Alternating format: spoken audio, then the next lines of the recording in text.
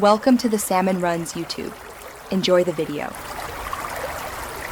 You begin now. Power off the laptop and unplug the AC adapter. Remove any external drives. Once done, take out a removable battery or isolate internal power. Press and hold the power button for 5 to 10 seconds to discharge residual current.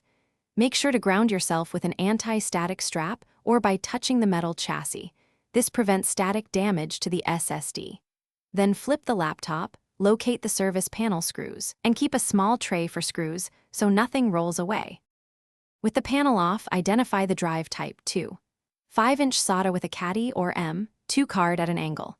If it's a 2, 5-inch, unscrew the caddy screws and slide the drive out. If it's M2, remove the single standoff screw and let the module lift to a 30-degree angle, then pull it straight out.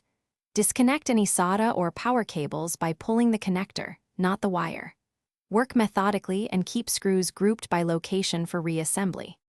Now remove the SSD. For 2, 5-inch drives, slide the caddy out and lift the drive free. For M2, hold the module by the edges and pull it straight from the slot, then store it in an anti-static bag.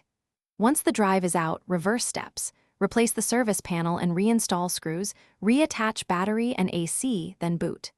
If the system fails to boot, make sure connectors are fully seated, check BIOS drive detection, and try reseating the drive before assuming hardware failure. Thanks for watching. Consider subscribing if we helped you.